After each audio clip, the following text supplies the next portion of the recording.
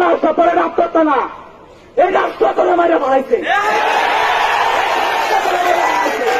এইরকম আমাদের তো চাকরির সুযোগই নাই, এইটা আমাদের বাড়াইতে হবে। শোনো, আজকে যে ধরনের সুবিধা থেকে তোমরা বঞ্চিত হইতেছো, 15-20 বছরের যে ধরনের বদলানোর কথা দেশটা, আমরা বদলাইতে পারি নাই। বদলাইছে কারা জানো তোমরা? আমরা কি জানো? যে মজা মারে ফজা ভাই, আর আমরা খালি বইটা পাই। সব হচ্ছে গিয়ে বড় বড় যারা আছে এরা মজা মারে, আর আমরা খালি বইটা পাইতেছি। এই জন্যই বলছি আর বইটা পাওয়া বন্ধ করতে হবে, আর এই ফজা ভাইদেরকে কন্ট্রোল করতে হবে। ফজা ভাইদেরকে কন্ট্রোল করতে হবে। যেই দেশের প্রধানমন্ত্রী আসলে ভারতের মুখ্যমন্ত্রী, আরেক দেশে যাওয়ার জন্য ভারতের প্রধানমন্ত্রীর অনুমতি নিয়ে যেতে হয়, সেই দেশে কোনো স্বাধীনতা নেই, কোনো সার্বভৌমত্ব নেই।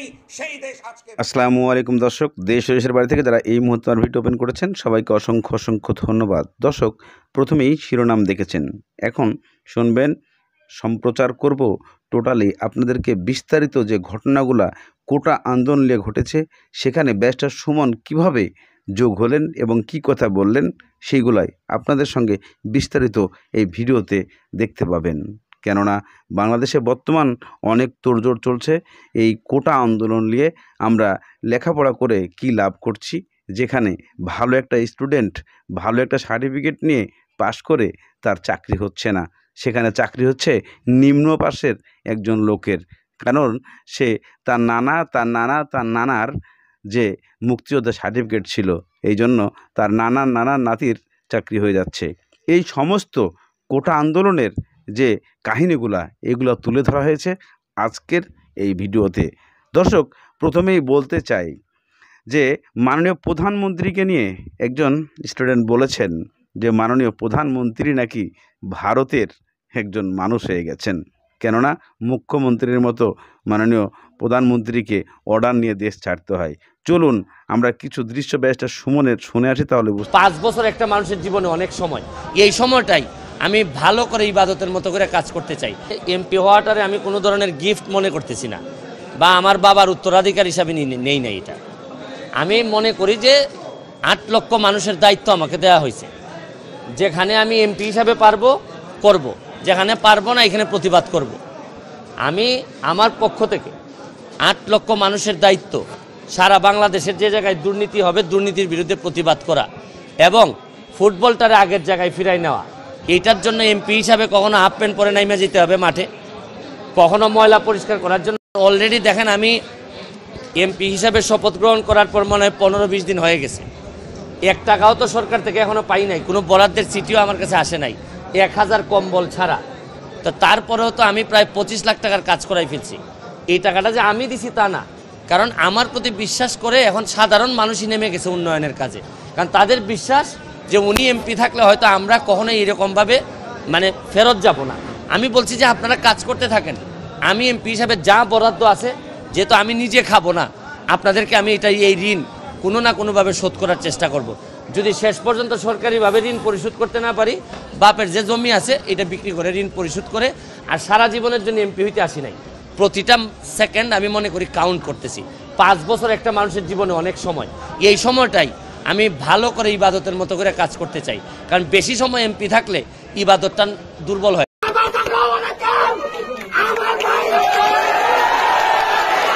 এইটা এই আওয়ামী লীগ সরকারের ব্যর্থতা।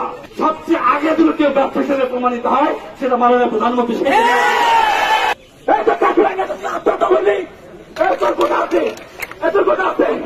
বিশ্ববিদ্যালয় কি করি?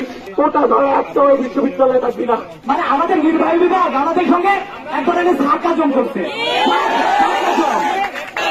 18 সালের প্রথম থেকে মাননীয় প্রধানমন্ত্রী শেখ হাসিনা আমরা কোটা সংস্কারের দাবি জানিয়েছি। আপনি কেন মহান সংসদে কোটাল বাতিলের ঘটনা দিয়ে 2018 সালে এমন পরিবর্তন ঘোষণা করালেন যেটা হাইকোর্টে দিচ্ছিল না মাননীয় প্রধানমন্ত্রী? এইটা এই আওয়ামী লীগ সরকারের ব্যর্থতা, এইটা এই বর্তমান সরকারের ব্যর্থতা। 2018 সালের পরিবর্তন যদি বাতিল হয়, সবচেয়ে আগে যদি কেউ ব্যর্থ হিসেবে প্রমাণিত হয়, সেটা মাননীয় প্রধানমন্ত্রী। মহান সংসদে দাঁড়িয়ে তিনি ঘোষণা দিয়েছিলেন।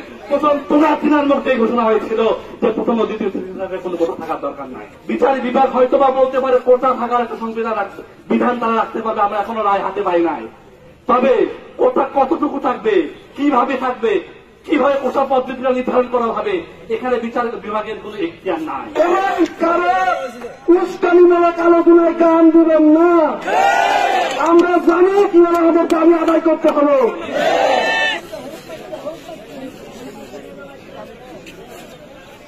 বাবা বাবা কত কিছু করছে বাবা, বাবা কত কিছু করছে বাবা। একটা চাকরি আত্মহত্যা করলি, একজন বুঝা ভাবে কেন দেখবে, তোর বাংলা আমরা বিয়ে হয় নাই, তোর মায়ের ওষুধ কিনে দেওয়া লাগে প্রতিদিন, একটু কি বলে আত্মহত্যা করছি নাই? এই আমার দিকে তাকা, আচ্ছা এই তোর কিসের গোটা আছে? এর দিকে তাকা, এর দিকে তাকা, এর বাবার গোটা আছে, কোন মতো নাই দিলে পাস করছে, চাকরি হয়ে গেছে। তোর কি পুরুষ মানুষের কষ্ট কেউ দেখে? ওই দেখ মেয়ে মানুষ যত নারী করে চাকরি হয়ে গেছে, ওর চাকরি হয়ে গেছে। আমাদের ডিপার্টমেন্টের টপার তুই, তোর এই আত্মহত্যা না, তোর আত্মহত্যা না, এই রাষ্ট্র তোরা মাইরা বাড়াইছে। তোর কোটা আছে, এত কোটা আছে, এত বিশ্ববিদ্যালয় কি করিস? তোর কোটা আছে, এত কোটা আছে, তুই তো বিশ্ববিদ্যালয় করছো না, কোটা ধরে একটা ওই বিশ্ববিদ্যালয়ে থাকবি না।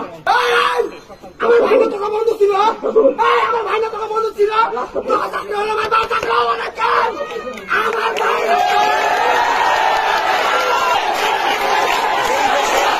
দর্শক, ইতিমধ্যে আপনারা কোটা আন্দোলনের ব্যারিস্টার সুমনের বক্তব্য শুনেছেন এবং বর্তমানে যে ছাত্ররা যেখানে এই মিটিং মিছিল করছে সেখানে দেখছেন কি হাহাকার চলছে ছাত্রদের মাঝে এবং ছাত্রীদের মাঝে। একটাই প্রশ্ন তাদের যে কেন, কী কারণে বিশ্ববিদ্যালয়ে এসেছিস? তোর কি কোটা আছে? যদি তোর কোটা থাকতো তাহলে তুই বিশ্ববিদ্যালয়ে আসতি, তোর চাকরি হতো। কথাটা অনেক বড় আফসোসের, অনেক কষ্টের। যারা বুঝেছেন তারা অনেকেই কষ্ট পেয়ে গেছেন, আর যারা বুঝেন নাই তারা এটাকে হাসি তামাশায় উড়িয়ে দিয়েছেন। অর্থাৎ একজন ছাত্রর মুখ দিয়ে কখন এই কথাটা বেরিয়ে আসে যে তোর কি কোনো কোটা আছে? তোর যদি কোটা নাই থাকে তাহলে তুই কেন এসেছিস? অর্থাৎ উনার নানা, দাদা, ফুপু, খালা যারাই মুক্তিযোদ্ধা সার্টিফিকেট ছিল তাদের মধ্যে যদি কেউ থাকতো তাহলে তার চাকরি হতো। তাছাড়া তাকে লেখাপড়া শিখে মাস্টার্স কমপ্লিট করে তাকে গরুর রাখাল হতে হয় ভ্যানালা থেকে রিক্সাওয়ালা। তাহলে কেন এই বিশ্ববিদ্যালয়ে এত টাকা পয়সা খরচ করে এত মেধা নিয়ে এসেছে সেখানে? এই প্রশ্নটাই তারা তুলে ধরেছে। এই প্রশ্নটা তাদের তুলে ধরাটা কতটুকু যৌক্তিক না অযৌক্তিক আপনারা কমেন্টের মাধ্যমে অবশ্যই লিখে জানাবেন। কেননা একটা ছাত্রর লাইফ যদি শেষ হয়ে যায় তাহলে সে কি করবে জীবনে, এটাই। চলুন আমরা সেই দৃশ্যের কিছু অংশ।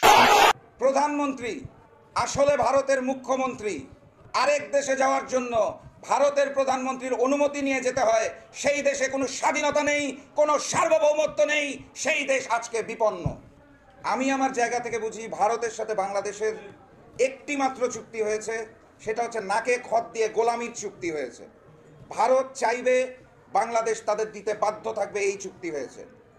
চুক্তির কোনো জায়গায় কখনো সীমান্তে হত্যা বন্ধের বিষয়ে কোনো আলোচনা হবে না, আমার দেশের প্রয়োজনীয় পানির বিষয়ে আলোচনা হবে না, আমার দেশের ট্রানজিটের ব্যাপারে আলোচনা হবে না। শুধুমাত্র ভারতের চাওয়া পাওয়া মেটানোর জন্য যেই গোলামির চুক্তি প্রয়োজন সেই একটি গোলামির চুক্তি করা হয়েছে, এর বাদে আমি কোনো চুক্তি দেখতে পাই না। আপনাদের স্মরণ করিয়ে দিতে চাই 1972 সালে আমাদের বর্তমান ফ্যাসিস্ট প্রধানমন্ত্রী শেখ হাসিনার পিতা শেখ মুজিবুর রহমানের সাথে ইন্দিরা গান্ধীর এরকম 11টি চুক্তি হয়েছিল। সেখানের 5 নম্বর চুক্তিতে বলা ছিল বাংলাদেশ এবং ভারত তাদের প্রয়োজনে একে অপরের দেশের রেলপথ, সড়কপথ এবং পানিপথ ব্যবহার করতে পারবে। বলা হয়েছিল বাংলাদেশ এবং ভারত দুটি দেশে নিজের প্রয়োজনে। শেখ মুজিব ইন্দিরা গান্ধীর চুক্তি। শেখ মুজিব জীবিত থাকতে পারেন নাই কাজকর্ম পরিচালনা করার জন্য। তার কন্যা শেখ হাসিনা ওয়াজেদ আমাদের ফ্যাসিস্ট প্রধানমন্ত্রী এসে তার মরহুম পিতা যেই চুক্তি করেছিল তার এক অংশ বাদ দিয়ে দিয়েছে। আমাদের রেলপথ দরকার নাই, সড়কপথ দরকার নাই, নদীপথ দরকার নাই। বাংলাদেশ ভারতের যেগুলো ব্যবহার করতে পারবে সেগুলোর প্রয়োজন নাই। উনি শুধুমাত্র রেখেছেন ভারতের যেগুলা প্রয়োজন, ভারতের এ মাথা থেকে ও মাথা যাওয়ার জন্য, বাংলাদেশকে ব্যবহার করার জন্য যেগুলা প্রয়োজন শুধু এইগুলা রেখেছেন। উনি ওনার বাপকেও ছাড়িয়ে গেছেন, মাশাল্লাহ। আমি শুধু বলতে চাই যেই দেশের প্রধানমন্ত্রী আসলে ভারতের মুখ্যমন্ত্রী, আরেক দেশে যাওয়ার জন্য ভারতের প্রধানমন্ত্রীর অনুমতি নিয়ে যেতে হয়, সেই দেশে কোনো স্বাধীনতা নেই, কোনো সার্বভৌমত্ব নেই, সেই দেশ আজকে বিপন্ন। সেই বাংলাদেশের একজন সাধারণ নাগরিক হিসেবে, একজন কর্মী হিসেবে জাতীয় নেতৃবৃন্দকে সাথে নিয়ে আপনাদের শুধুমাত্র আহ্বান জানাতে চাই, চলুন একত্রিত হয়ে এই ফ্যাসিস্ট হাসিনা এবং নরেন্দ্র মোদী যিনি অখণ্ড ভারত করতে চাচ্ছেন তাদের বিরুদ্ধে আন্দোলনটা গড়ে তুলি এবং শপথ নেই বাংলার জমিন দিয়ে ভারতের কোনো রেল যাবে না এবং যেতে দেওয়া হবে না ইনশাআল্লাহ। সেদিন পর্যন্ত আন্দোলন চলবে যেই দিন পর্যন্ত আমরা আমাদের দেশের স্বাধীনতা, সার্বভৌমত্ব এবং গণতন্ত্র ফিরিয়ে আনতে না পারবো। তার আগ পর্যন্ত যুদ্ধ চলছে, যুদ্ধ চলবে ইনশাআল্লাহ। সম্মানিত দর্শক মূল এই সম্পূর্ণ ভিডিওটি দেখলেন, অবশ্যই ভিডিও সম্বন্ধে আপনাদের মূল্যবান মতামতটি কমেন্ট সেকশনে জানিয়ে দিবেন। ইতিমধ্যে আপনারা অবগত আছেন বাংলাদেশ থেকে প্রধানমন্ত্রী চীন সফরে গিয়েছেন। চীন সফরে যাওয়ার সময় তিনি কিন্তু